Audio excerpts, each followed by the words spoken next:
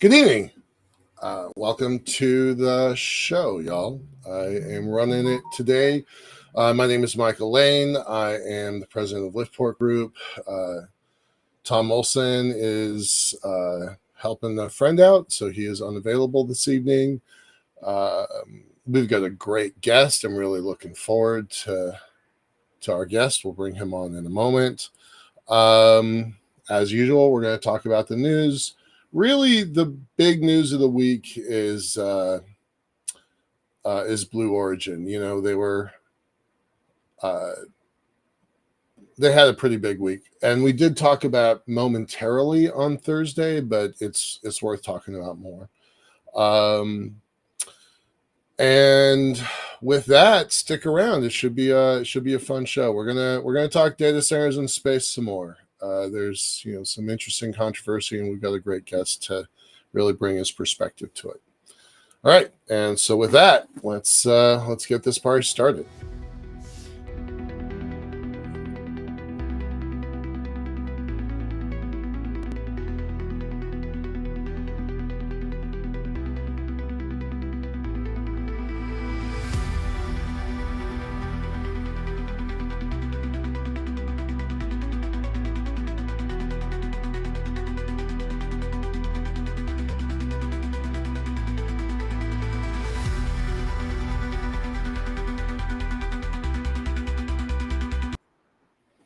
Hey, y'all.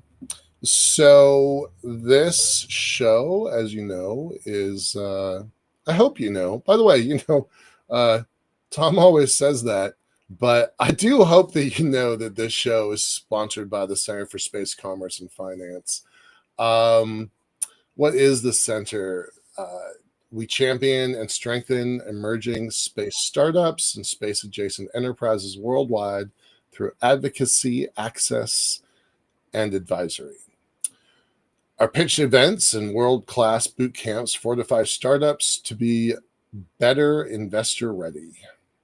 A lot of our work, especially this podcast, is supported by our listeners and our fans like you. Please go to this CSCF, Center for Space Commerce and Finance, cscf.space/support.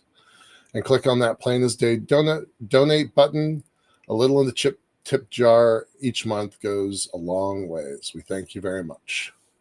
All right, and with that, I'm going to bring on my good friend Sean Key to join us in the news this afternoon. Hey, Michael. Hey, how's things? Pretty good, pretty good. It's just a Monday. I'm trying to get loosened up and ready to fight the rest of the week. Right on. Starting to gear up for the holiday. You got any plans for the holiday? Oh, yeah. The missus had me. We decorated the house. So, I mean, the trees are up. The yard is lit up. We decorated our palm tree. We're getting in the mood. We're planning to go to the Disney Springs over the weekend and go shopping in a little bit. So, yeah, we're gearing up. The benefits of living in Florida.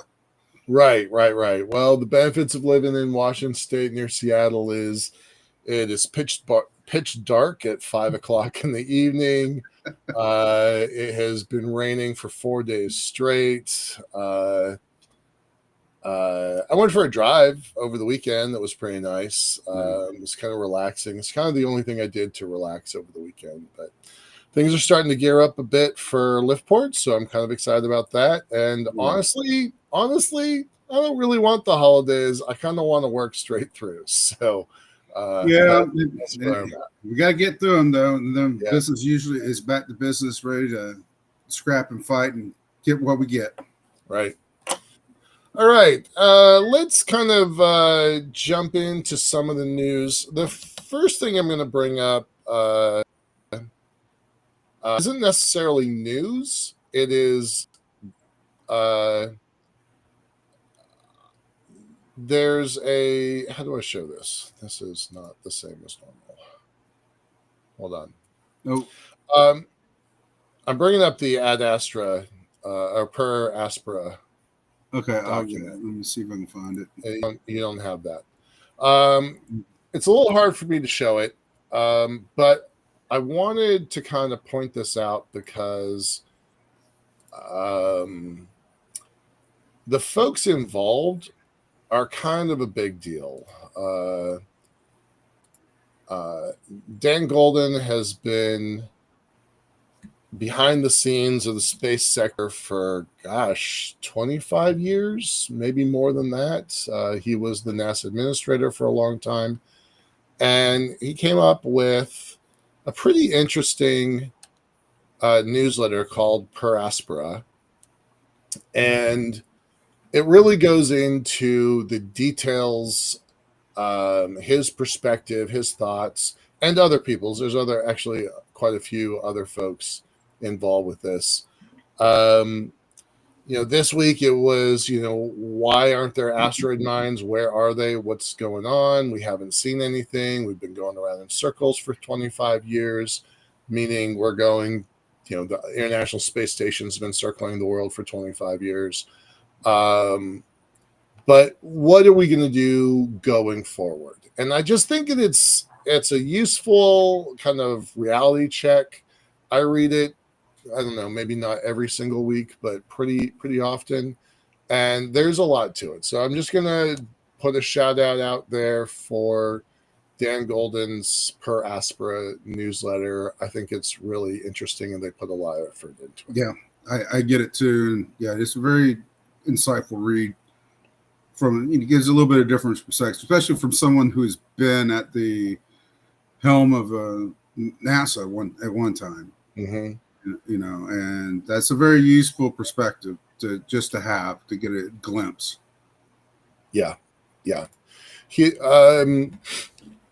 One of the things that, he was a pretty controversial leader during his days. People either really loved him or really hated him. I was still coming into that industry. I was still really new. And so I didn't have a strong an opinion back then. But there's no doubt that he made a mark. And that's one thing I've noticed when I step back into the industry after all those years away. There's some strong opinions in this industry. There's not much gray area. There's not. No. You don't really have the seasoned professionals where they're neutral, can walk both paths delicately. Right. And it's either you're in one camp or the other, and damn if you're in the other camp. Right. And I'm like that. That's helpful to a certain extent, but moving forward as we expand, that's going to be an old crowd. We gotta balance that for sure. Space is purple, right? It's reds and blues. It's the hawks and the military folks, and it's the tree huggers and the environmentalists. And luckily, this industry does get along pretty well. Golden was definitely a polarizing person. To be honest, he was so much better than so much better than not having a NASA administrator, which is where we are right now. But also quite a bit better. I have a lot of frustration with the now retired Senator Bill Nelson, especially because he always insisted on being called Senator Bill Nelson when he was in fact the NASA administrator.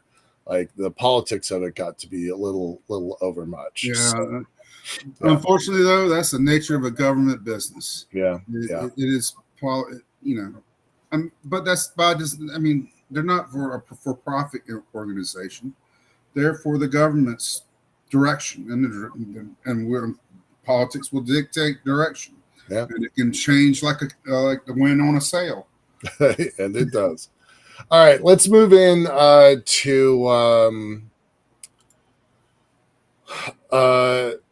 let's talk about this article from Seraphim and the biggest space fund. I thought there was some pretty interesting details in this article that I had not seen before. I've known about Seraphim for quite a while. I knew about them almost from day one. I got introduced to them very quickly. It's the Yahoo article. I got it. I got it. I'll pull it up. Cool. So I don't know. I don't know Mark Blogett at all. Never had any interactions with him, but I thought this was a really interesting article for Yahoo Finance to come out and try to figure out who these people are. So there were a couple things I thought were interesting. Um, One thing about Seraphim is that they have a very big footprint. They are in several cities in the US and several in Europe. Um, he's a British guy who just liked space. He didn't have any background in it. Um, so I think that was a really big deal that you can just get into this industry because you like it, and build one of the biggest portfolios. They have 147 space tech companies. I'm going to read this directly. Crucially for Blogget and his partners, it also helps to educate investors.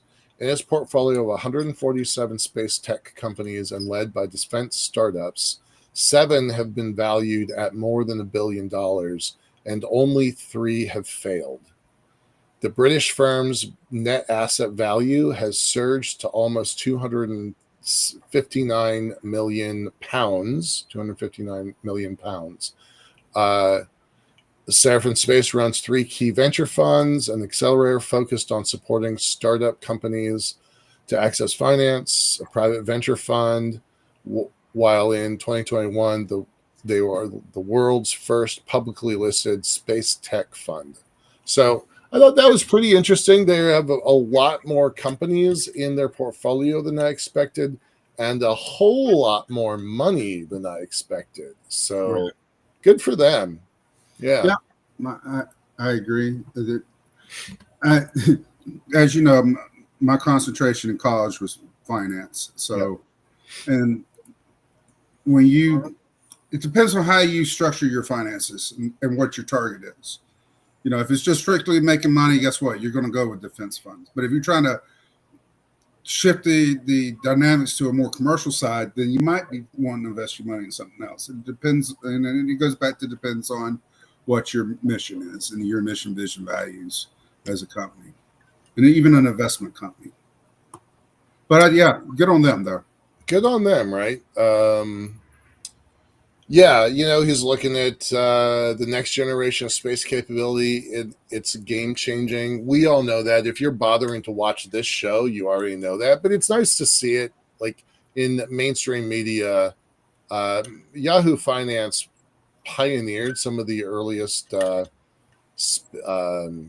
finance media stuff out there. So I thought that was kind of cool. There was one other thing to look at. Oh, yeah. A decade after launching and witnessing the exponential growth, Blogget is acutely aware that Seraphim Space is, quote, part of the problem, unquote, when it comes to dealing with space junk. We are a financier of the large constellations, and we are adding to large debris problem in the space environment. If left unchecked, it could render space no longer commercially viable. So good that he knows that. Kind of wondering what he's doing about it. Funny thing is when I originally worked for the space elevator back in 2006 and 2007, that was the first industry I thought had a viable shot with space debris management and mitigation. And because I'm not a big fan of tourism, I'm a little bit more bullish on it than I was back then. Yeah, but I'm still not a fan. I still think there's a lot of other things that have greater potential than tourism to really drive the economy. Well, the debris problem is a problem, and it's going to get worse before it gets better. Yep. So, I think the Earth elevator is unbuildable because it won for that reason. So we'll see. All right, so let's talk about another big network that's getting built, not funded by Seraphim. Amazon has rebranded what we used to know as the Kuiper system of satellites is now officially Amazon Leo. I wonder if that name change coincided with Blue's successful launch. I'm pretty sure it did. I highly doubt they do things by accident. Right. Yeah. Yeah. I don't think they did it by accident. So this doesn't say any more than we don't already know.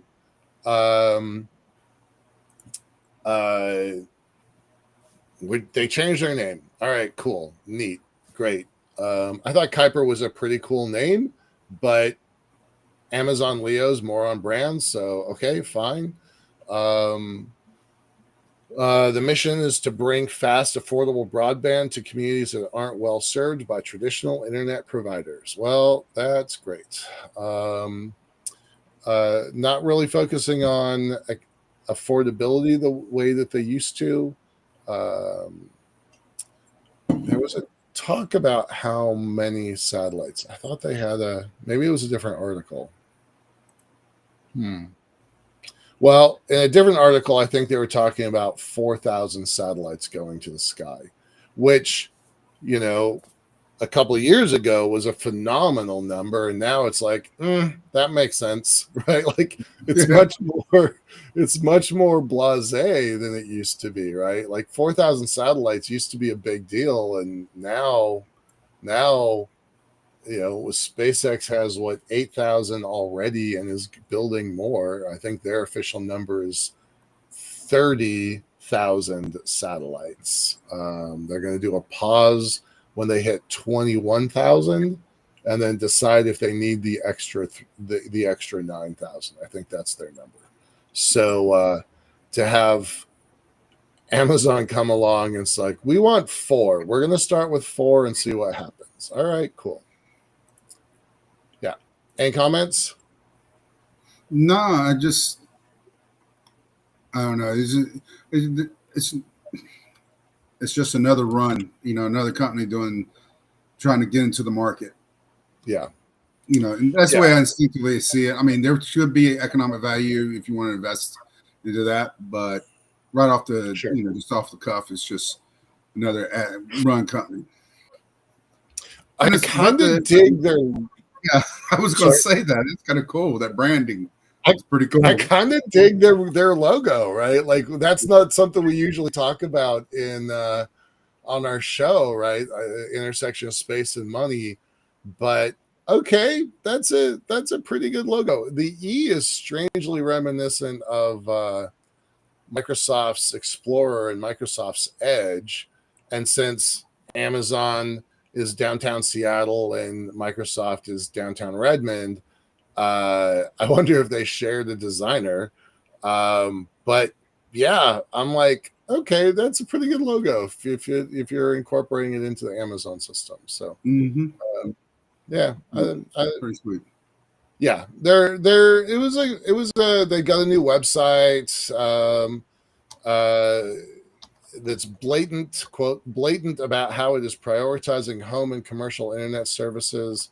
It promotes the ability to make seamless video calls and stream 4K videos and handle your whole family's internet needs. All right, so it's another but it's cool that it's coming from space. So good on them. Fingers crossed. Hope that works because the world could use it. Okay. All right. Last article, and then we'll bring in our guest. But I do want to kind of spend some time with this one. There have been a lot of articles about Blue Origin this week. And rightfully so. To be honest, it caught me off guard. I didn't know they were going to do a landing attempt. I hadn't seen a word about that. Maybe I just missed it. But first of all, this picture is so pretty. It's so pretty. I mean, that is an engineering superpower. I gotta say, the 7 shock diamonds from 7 engines. Yeah, it just looks cool. I love this picture. I think I might keep it this one. So what do you want to say Say about what do you want to say about Blue? Well, I'm glad they're finally coming along and matching pace with catching up with Elon and his crew. I mean, it's what we need. Yeah, we really needed two of those. We're going to have smaller size rockets there. What we need is ports. We need spaceports in a bad way. We do. Yeah. And there's some real estate development projects coming up that we need to get involved. Yeah. But anyway, for the coming up, a lot of people are interested in space for commercial reasons, and we're going to need the capacity to take things up. We need the capacity to bring some stuff back, and maybe and send things up to replace things that are not working anymore. So. And eventually, we might be able to get some people up there consistently for a length of time. However many humans went up in 1 year, what was it, 45? Yeah. Maybe have 45 people in space at one time to be our next milestone. That's our goal, right? That's our target. Yeah. I love this first line. I'm going to read it directly. For decades, yes, literally decades, it's been easy to dismiss Blue Origin as a company brimming with potential, but rarely producing much of consequence. I had an intern here at Liftport about 2020, maybe 2021, and he was a fanboy of SpaceX and was completely unaware, did not know that Blue Origin was a space company. Now, in fairness, he's new to the industry and is from Korea. So, it's my job to kind of like expand the kid's horizons. But he was unaware and he was all fanboying out about SpaceX. And I'm like, yeah, the SpaceX engineering system is pretty good, right? Credit where it's due. But in 2020, it wasn't as superpowered as it is now. And Musk was not the richest man in the world. Bezos still was. And I'm like, look, don't count out Blue. But there are problems, right? Like, I've said it before on this show, gradatum ferociter, step-by-step ferociously. First of all, if you make your logo out of Latin or your tagline out of Latin, it's going to separate you from the public. So that they don't have fanboys at Blue. If you make your logo a tortoise, a turtle, it's gonna permeate through the culture, and it's okay to be slow. I understand what they're trying to do, but do it right the first time. I get that. I think there's a place for both. Yeah, I still do. I still hold that because you can push fast, but eventually something bad will happen that will be catastrophic. Yeah, because you have enough iterations that will cause. You give it enough time, something bad will happen. Where if you push slow, that could take place decades from now. There's rumor of people killing themselves at SpaceX over the pace and the expectations and obligations. I cannot confirm that. I'm not really one to kind of spread rumor, but I've heard it, and I'd love to know if it was true. Well, so there's a company culture there that's just so radically different than the stuff at Blue. But rooting for Blue is like rooting for your favorite home team because they're only 20 miles from me, 30 miles. Right. But it's like rooting for your home team that kind of sucks, right? You're still faithful to your team, right? But you want them to do better, and so this is them doing better. Yeah. And I think they will do fine. Their pace is going to be different. Just going to have to be comfortable with it. But they'll be there. The company is built. This is the quote. Hold on. hold on. This is the quote. The company has built hardware for well above a dozen flights in 2026 with an up of 24 launches. So pacing is the key at this point. How many can they manufacture? How fast? And does it all work? Yeah. Yeah. They're coming out. This is still quote. They're coming off the line at 1 a month right now. And then we're ramping up from there, he said. It would be ambitious to get to the upper limit, but we want to be hardware rich. So, we want to try to keep building as fast as we can. And then with practice, I think our launch cadence can go up. So that's their limit. 12 to 24 launches next year. That would be amazing. Yeah. They're not launching their current rocket that quickly. So that would be a pretty big change. That would be a pretty big departure, and it would be very cool to see them hit. I would be thrilled if they could get 1 a month up. If they can get 2 a month up, I think they would really shake things up.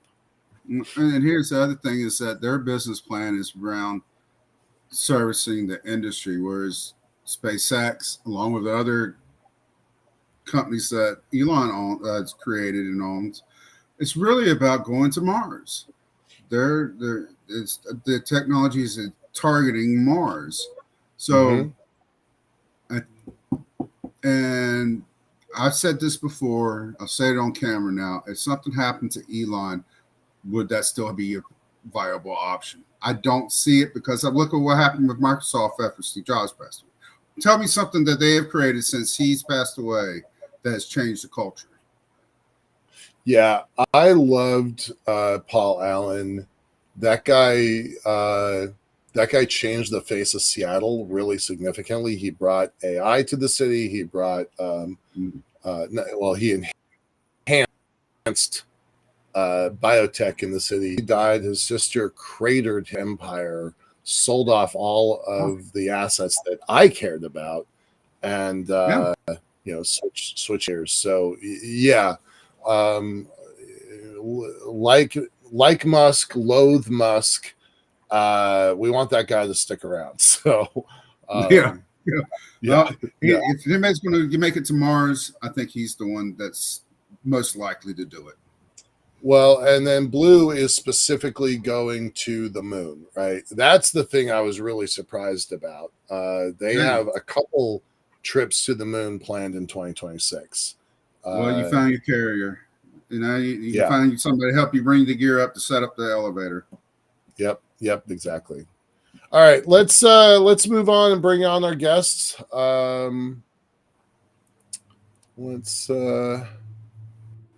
Rob, are you there? Let's see.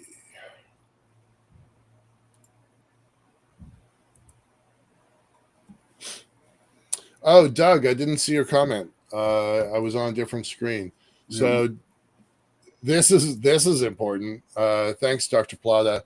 45 tons partial reusable versus 100 tons fully reusable to orbit makes a significant difference when it comes to space and development. Yes, sir. 100% agree. I will literally take what I can get. Right. I know it's not the same. And, I do have a lot of confidence and hope for Starship. But this tells me that Blue is on the right path. I guess that's all I'm going to say. All right. Rob, let's bring you on, buddy. Hey. How are you guys doing? How's things? Things are good. How are you guys? Good. How's where are you? You're I'm in upstate New York. I'm in the middle of nowhere. Yeah. So yeah. I love to hide away in the woods. Nice. Well, talk a little bit about yourself. Who are you? What's your backstory? What's your origin story? And then we'll get to what you're doing now. Absolutely. And first, I want to comment on the SpaceX versus Blue thing, because it actually came up in 3 different conversations I had today. And at the end of the day, my co-founder, used to run product in Starlink, and I think she says it well. Where if you laid off the entire senior team of SpaceX, everyone would still know what the mission is. Everyone's on the same page and knows exactly what they're supposed to be doing and knows exactly what's going to happen. I think at Blue, it's not as clear. If you were suddenly to wipe out the entire senior leadership team, a new team would come in. I'd hope that they are as aligned on New Glenn and their future they're trying to build as much as, SpaceX is on Starship. And for the friends I have at SpaceX, I think they all know what they're doing, right? And they all, not only that, not saying Blue doesn't, but there's no mistaking that everyone's on the exact same path to reach the exact same goal at whatever means necessary, And I think that Blue, and because it was built by a lot of ex-primes engineers and senior execs, I think still has a little bit of that kind of like slow looking for government contracts and DoD direct funding. And I think, I want New Glenn to succeed, right? Anyone who, like you two, want to see a proliferation of humans in space, want to see Blue Origin to succeed. I digress. So. No, that's cool. I mean, we talked sometimes on this show, soon to be, not yet quite, but soon to be Dr. Pete Gerritsen wrote a really good paper about the Starship singularity and how it's not just about Starship. It's this proliferation of lots of companies coming online, mimicking what Starship SpaceX has done. And now, there's 5 U.S. companies working on it. There's half a dozen in Europe, 2 or 3 in Asia. Yeah, support companies that will come on for those companies, and then right. iteration down and down the line. Driving ecosystem. That's what. Yeah, I mean, the cost of launch is one of the biggest drivers to anything, right? I'm going to quote one of my good friends, Mike Grace, who runs Long Shot Space, doing kinetic launch of space, and he's talking a lot about, once you start getting down into like the $1,000 per kilogram to $100 per kilogram range of cost to launch, then some really funky things start to happen. Really, in terms of like, the stuff that made no sense before. Now becomes viable. Earth data centers in space still will not be viable, but we can save that for after the intro. My name is Rob Auchincloss. I'm the CEO of Equinaut, which is a recently founded startup focusing on alleviating a lot of the data issues that exist in space. My background and a little bit why I'm here, I actually met Michael back in 2014 at Space Access down in Phoenix, Arizona. Speaking of Blue, Rob was there. Rob Meyerson was there back then. Blue Origin was still an early, shell of what it is today. And there are a couple early SpaceX people there as well. And it was interesting because at that point in time, I hailed from Embry-Riddle. I was a quick drive down from Prescott, Arizona, and able to kind of really see, what is happening in this crazy space world. Because, at least Embry-Riddle, I think for a really good thing and a really bad thing, a lot of my professors were ex-defense primes, right? And I think some of them worked on amazing programs at the JP-58. My main advisor, Dr. Michael Fabian, was, head of liquid propulsion at the Air Force for 30 years. Just people that you can learn from that I could never get that experience from anywhere else. But also all the fun, crazy, exotic things that are really now at the forefront of like what people are investing in when it comes to the space startup world. No one talks about, right? And so I just want to first off thank you, Michael, for being one of those people that kind of showed me like there's this whole other world outside of like Raytheon, Lockheed, Northrop, Boeing that is really fun and playful. And thankfully, I took that path in life. Actually, after graduating at Embry-Riddle, I decided to go work in design. I worked for a design firm called Collins in New York City, focused mostly on building out branding systems and strategy around them, mostly because like I love the super technical left side brain I have, but I really want to build out this other side. And from there, honestly, I dove headfirst into startups because I love this idea that a couple people could potentially change the world with a crazy idea, and there are no rules, and you don't have to work your way up and put in your time, so to speak, and kind of just learn through the fire hose. spent a few years doing that, then started a company called Afocal. Afocal still exists today, and its main goal is basically to help launch early stage tech startups. A lot of the time we work with professors or industry individuals that have been kind of in their position for a very long time and help them take these ideas they have and turn them into very profitable, successful private companies. Worked across all industries at this point, a lot of space, a lot of energy, et cetera. The last few years I've been really paying attention to what's happening in the space world. I think there have been a lot of phenomenal ideas. I could spend an hour and a half highlighting the companies I think are really doing incredible work these days. Right. And, recently I saw this scourge about 4 or 5 months ago of people mostly proliferated from a World Economic Forum piece earlier this year that came out of the Davos of 2025 that hey, we're destroying all of these resources we have on Earth. We are running out of land, running out of energy, so let's put data centers in space. And that started this gold rush for a couple companies to come together and say, hey, let's throw up a bunch of NVIDIA N100s into orbit and see what happens. Right. I think I'm going to quote Hitchhiker's Guide to the Galaxy, and I say, this has been widely regarded to be a bad idea. And so that really prompted myself and a few friends started thinking critically about, I think there is a reason why people do things. I personally like to believe in the good of people and believe that there's a reason that people want to go out and do things, right? I don't always want to assume that people are chasing money or a grant or some kind of international notoriety. And there are existing problems with data in space. And that's what prompted us to really think critically and think like, okay, what is the main problem that these people are trying to solve by putting data centers in space? Because I think that a lot of them had these really cool ideas and then they pivoted this idea of like, hey, let's put these, AWS-sized data centers in space because it's better for the environment. Like that's a terrible argument.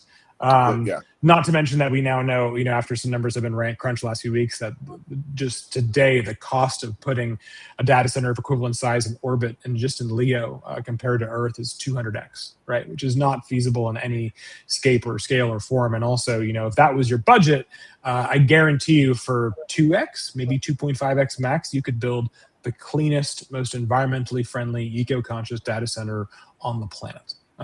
So, what the founding of Equinaut really came from this idea of saying that, hey, I think data in space is a problem, right? I think a lot of people are looking at it the wrong way, right? I view it as a pipes and pumps problem. Data is a flow rate problem. It's a fluid, right? And most people view it as this very static thing. But when you think about it, especially from space, right? Every time we launch these satellites, they're islands. We have to launch them with their own power, their own food, their own water, equivalently, right? And so the way to think about it is saying, well, what if we could create a network system of software, hardware, and systems that combine together to be able to alleviate these data problems? And once you're able to do that, if you're able to do that, you can start to unlock a whole new series of really interesting other potentials. And that kind of brings you up to speed. So from when I met you, Michael, up until now, that's all of it. So I really appreciate you guys having me on. So is it like a swarm that you're describing? Software, hardware. I'm trying to picture this in my head. I'm a visual. Kind of. Yeah, for sure. So obviously we're very early stage and we're very stealth and secret about what we're doing. So some things I would love to just scream at the top of my lungs and tell you the cool things that we're working on. But obviously, my investors would then murder me in my sleep. Yeah. So at the end of the day, the way I see it is that for anyone listening that might not know a lot about satellites, which I doubt is, I think most people here probably know a lot about space, which I think is a really nice audience to talk to. And from my perspective, right, unless you're a defense prime or the DoD, who has near equivalent unlimited budget when it comes to building these satellites, even companies like Planet's like probably one of the largest Earth observation companies on the globe that's private, so to speak. They even have a lot of problems with bandwidth and latency and ground link, and ground stations. And there's a lot of work that can be done in that initial software layer to really help alleviate that by democratizing access to ground stations across the globe, right? That's kind of part one, right? Part two is the fact that hardware in space has really crept along and at a very slow speed and not matched the Moore's law that we follow here on Earth with teracompute, right? And so I don't think the software is really the problem. A lot of the software that we're talking about using is just very similar to what a normal data center would use here on Earth. Obviously, there's some very key distinctions in that entire stack. But from a hardware perspective, there are a couple companies that have cropped up in the last few years. I'm going to highlight one in particular named Colossus Compute based in Oakland. And their idea was quite simple. They said, the average satellite, smaller satellite, is launching with ARM chips in the late 90s, early 2000s. Right? What if we took modern AMD NVIDIA chips and then made them work in space, right? I'm not talking about just like throwing a chip on there with some rad hardening. It's like completely rethinking what a space compute stack needs to be. Because as a lot of you do know listening, when you're putting together a space system, could be a spacecraft, could be a satellite, could be a space station, doesn't matter what it is, you're usually conglomerating, unless you're SpaceX, components from thousands of manufacturers. Right. You've got all these supplier networks, yep. It's a mess, right? And they all have different standards and distinctions and systems and languages and TRL 7s, 8s, 9s, which means it's at least 4, 5, 10 years behind current tech. Yeah. Right. Yeah. And I just see Doug's question I want to answer. So he says, please clarify, distinguish between data centers, AI training, AWS, edge computing when it comes to what people are talking about and doing in space, right? Are people confusing what is coming in LEO? I think there's a yes and a no, right? I think the people that wrote that original report, I can't remember if it was World Economic Forum or World Bank. It was one of those large international organizations. Or maybe it was a video from a commentary. I don't remember what it was. But it was World Economic Forum, and Philip definitely got himself planted into that article. Like he used his connections to make sure that his voice got heard. Right. Yeah. Yeah. You're talking about Phil Johnson, CEO of Star Club, right? And so, from that, like, let me just kind of distinguish a couple things. Edge computing in space exists already at a very small scale, and there are a couple companies working at edge compute in space. And for those people who don't know what I'm saying by edge compute, the idea is like, instead of bringing the data down from orbit to Earth to compute on Earth, which is what 99.9% of people and operations these days, it is computing that data in space and then bringing down that reduced data load to Earth, which means that your flow rate effectively decreases from what it used to be. Therefore, you can bring more down, right? When it comes to, there are a couple companies that have recently talked about this idea of, hey, what's the biggest problem with data centers on Earth? It's a land, it's a heat problem. Well, space is cold, right? And that's like a very low, I'm going to say this in a loving way, like Maslow's hierarchy of needs way of thinking about space, right? It's like space is cold. It's like, yes, space is cold, but also like the amount of, let's call it friction in space available to actually make things colder is a fraction of what we have on Earth. And so to answer your question directly, I think that the average person may confuse what they're doing, but there are a few companies that are actually genuine scientists, engineers, ex-NASA, Y Combinator, whatever fancy words you want to throw at it, that are genuinely thinking about putting Earth data centers into orbit. And that's not a joke. That's not a ConkSat post. Although ConkSat, if anyone's familiar with the hilarious, amazing kind of gag satirical LinkedIn page, posted yesterday about how they're raising a $45 billion fund to put an AI trading center on Pluto because it's the coldest of the planets in the solar system, which is amazing because the amount of people that were actually like in the green space, like celebrating this, like I'm so glad that people are fighting Elon Musk.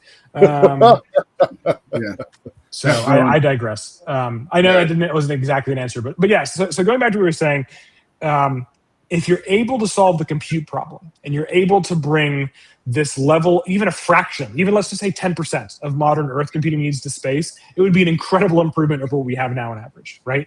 But you don't solve the secondary problem, and that secondary problem is, what about all the satellites that are already up there, right? And so the idea is quite simple.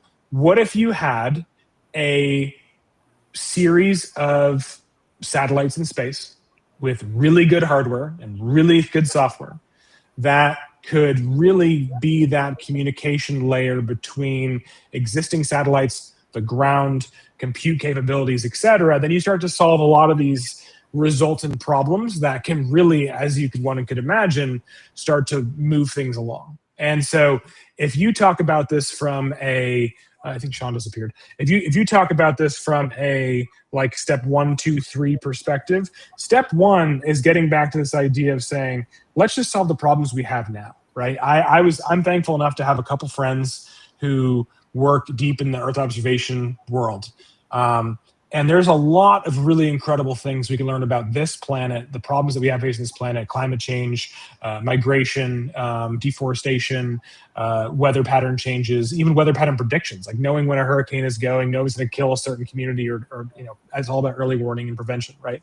So let's fix that problem now, because actually we collect way more data in space right now than we have ever the ability to process, have the ability to actually collect and do anything with, right? So that's the first problem I want to solve.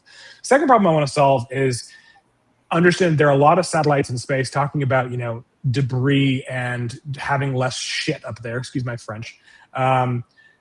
We could theoretically extend the life stage of existing spacecraft by allowing them to access the next generation compute and communication abilities while also understanding and being able to communicate with past generation spacecraft, right? And that's kind of the second hurdle, which becomes if you solve the first, you kind of solve the second, and the other ones come up. The third is the interesting one, right? It's like everyone from Elon to Jeff to Zuck talks about how they want to build robots to build out space stations, space bases, moon bases. And they say they're going to do it with robots, right? Robots are pretty cool. I like robots. To those people who don't understand robots require a lot of data and connectivity. And there is no way anything we're building the next decade or decade and a half can come close to being able to run an army of Tesla bots on the moon. It's just not possible. Are there companies building to that point? Absolutely. And there are a lot of people that are doing really interesting work, like Astroscale in Texas is one of them.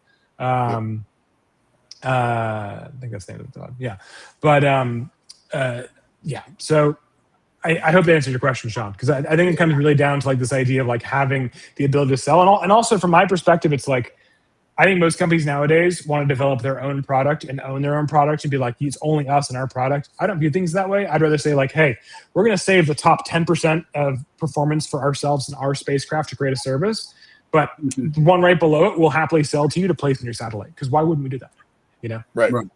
So if you kind of place this in kind of context here, you've got StarCloud that's trying to build Connex boxes and shipping containers style spacecraft that are islands, as you just described them, that plug into this mammoth system. Let's just, I'm not throwing anybody under a bus here. Let's assume it works, right? So that's one, right? That's one. I have a lot of skepticism, but let's just kind of go with assume it works, right? If they succeed, they're not just going to change space stuff. They will have transformed the solar panel production industry of the world, right? Because right. Like they're building, what was it? 6 kilometer by 6 kilometer. The first gen is 6 by 6 kilometers, which is something that let me just pause you for a second. I'm going to take the non-space approach to this. And first off, like I got to say, like, I'm very congrats to the StarCloud team for recently launching in space. And I think the work that they're doing is important because it lays the foundation for everything else to happen. I personally think they're going to pivot sometime in the next few years into something, because I think that data centers in space are an eventuality, but I think they're for space. I just don't see the point in like ever putting an Earth data center on for Earth in space, right? But I digress. But let's think about it from this, like, I'm a naturalist. I live out here in upstate New York because I love nature. I love the trees. I love looking at the clean sky. An object that big, you'll be able to see at sunrise, sunset, and at night very easily. right? Every day. Yep. All the time. I'm even slightly, or like, look at your telescope, annoyed by the many Starlinks blinking around the sky. I couldn't imagine having a gigantic object in space. It reminds me of that episode of The Simpsons where Mr. Burns builds a satellite that blocks the sun's rays so he could turn on his power plant even during the day and charge the city electricity 24/7. Kind of reminds me of that, Right. Yeah. So to your point, what this unlocks, what this does, right? I think people don't fully grasp, the need for having systems like this in space, the need for data in space. Think about all of a sudden, like how we do anything we do without cellular, without GPS, without Wi-Fi, bandwidth, fiber, Ethernet, any of those things. Imagine how much harder it suddenly becomes to do literally anything we do on a day-to-day basis, right? Even have this conversation right now. Yeah. And that's the reality that, minus maybe a landline telephone. Let's give them that. Or maybe a Morse code flashlight with the night. That's basically what satellites have now, right? If we're being honest, compared to what is possible.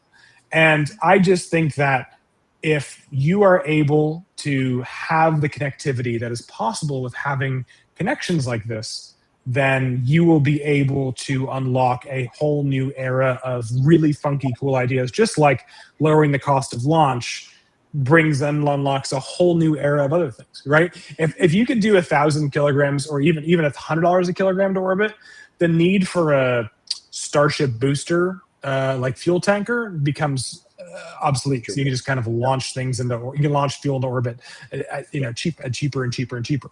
But I also do believe that, like, to bring you back to my friend Mike Grace, this might be a hot take. I don't think $10 per kilogram is achievable using traditional launch means. It's not. I don't think it's ever going to be possible using rockets, unless you are literally, like, the entire world economy becomes making rockets, and the cost of scale just drops significantly. We need kinetic launch or something else. I don't think that's going to happen, right? Yeah, but it looks like that. I mean, if you take just a layman's point of view, and then I wrote a paper about this, or article about this a while back, is that, with IT's interest in going to space, and which we do need, they have deep pockets and they can make the investments. I think there's going to be a lot of discoveries that come along that's going to benefit. I do not think the big I am a skeptic of the big container data centers. I do like the idea of a swarm, and yes, most of it's going to be for space. Yeah. But what we're unlocking is a central nervous system, a global central nervous system.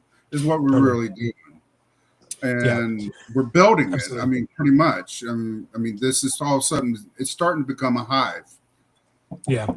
It is, and I think that we want to be people that are not only making the components that allow anyone to do this, but also be making the system that enables more of it to exist. Because, like, I think if you ask anyone at Starlink right now how they feel about Amazon Leo, now recently renamed, as you guys aforementioned in this podcast, they want it to exist. The more these exist, the better competition there is. I one of my dear friends who will remain nameless is on the human factors team at SpaceX, and I can promise you that no one is more disappointed about Starliner not working than the SpaceX Dragon team, because they wanted to use those Dragons for other fun things. They didn't want to have to fix Boeing's problems, right?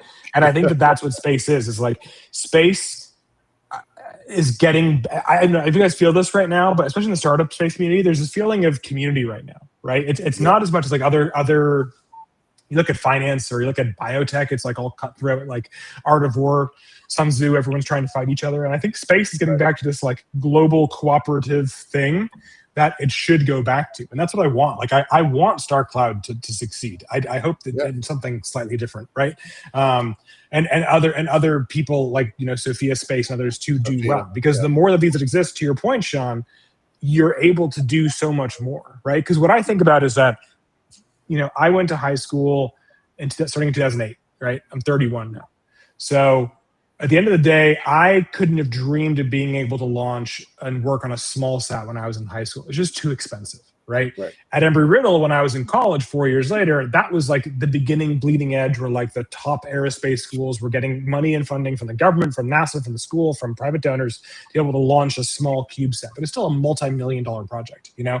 And I think that we're getting to this point where you can have young kids in America especially that think space is really cool and want to go work on it. But unlike the original like space imagination, inspiration phase of the 60s and 70s and 80s, now kids can actually go out and build something that can go into space, right? And be part of something that can go into space. And that's what interests me the most, right? Is this idea that saying like, hey, the more of a connected network we can build, the easier it becomes for people to get into space, the more people are able to get into space, and the lower rung tiers of ideas, which are ironically, there are a lot of like nonprofits and NGOs that have interest of building their own satellites to track a hyper-specific data set that most people don't even think is important, but it could radically revolutionize a whole new area of intelligence for humanity, right? Yeah. And that's what I'm interested in. Right, is like proliferation of mankind on this planet and beyond through learning more about our planet from space. That's it. That's all I care about. That's it. That's enough.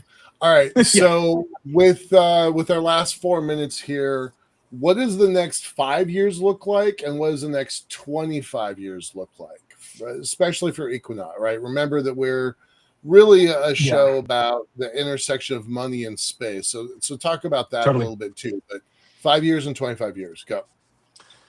So a report came out a couple weeks ago saying that 43,000 satellites are going to be launched into LEO in the next decade. I think that's actually I think that's an underappreciated number, and also I think it's going to be much higher than that. I think SpaceX alone will launch more than 43,000 satellites in the next decade into space. And so we have this mass amount of money coming into the market. I will tell you that of the investors that I've talked to for Equinox, a lot of them, this was and will be their first investment in space tech. There are people that are slowly coming from other areas, biotechnologies, financials, and coming into the space because they understand that like it is a driving force that is anything. And the first person who's like, oh, well, bio part of space, go talk to Varda, right? I'm sure Delia would be happy to tell you about the pharmaceuticals they're developing with their kick-ass capsules in space that are revolutionizing that whole industry, right?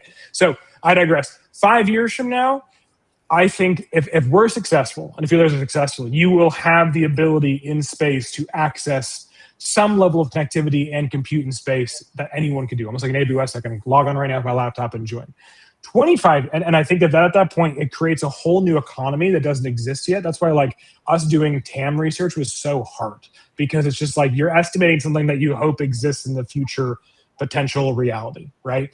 If that 5 year kind of projection is there, you're going to have whole new industries cropping up and pivots of existing industries that I couldn't even begin to imagine what they look like now, but I can tell you there's a lot of money flowing into them, right? Secondarily, between that 5 and 25 year point, things start to get really spicy. What I mean by spicy in terms of like these ideas that everyone has been talking about for a long time, I think, Michael, what you're doing at Liftport is a good example, start to become even more of a reality with the lowered cost of launch, with compute in space, all these crazy awesome things happening. We're 25 years from now, I think that this race to the moon, I was at a conference, the Payload Space Conference at NASA Houston a couple of weeks ago. Everyone's talking about helium-3 in the moon. That's all everyone in that like, really? Intuitive Machines, NASA, Lunar Outpost, it's all they want to talk about. Interloon, Rob Myerson's new company. So I think that there's going to be so many resources pointed towards the moon. I think it's reasonable within 25 years that there is some kind of a connected infrastructure system on the moon, because none of these systems, robotics or things, are going to work and or operate without some kind of connectivity from the moon that is linking the moon and L1 and the Earth, right? It's so obvious. Anyone who is a big believer of any level of science fiction or aerospace engineering or physics or even philosophy can see it coming. I would love to be part of that personally. I would love to do whatever I can to help, because I am someone that genuinely believes that like if we can figure nuclear fusion out, helium-3 is very helpful to get to that point in time, and we won't be arguing about energy needs for data centers on Earth for our AI overlords, it wouldn't be a problem at that point, right? So we're talking about a giant circle, right? Let's go finish the circle, and then it'll kind of complete itself. Because then at the end of the day, like the data center in space from Earth makes no sense when you have fusion on Earth. Like it genuinely breaks down at that point. beyond any chance of being repaired. And that's it. Brilliant. Brilliant. Well, thank you very much. Good luck with your Thank new you both for having company. me. Appreciate it. Love to have you back on, and keep us posted, right? You know, the show's called The Unknown Quantity because we try to catch things on the early edge, and we want to see what's happening next. So, right on. Yeah, thanks totally. And look, anyone I talk to in the show, reach out to me. I'll always talk to anyone. So, right on. Have a great night.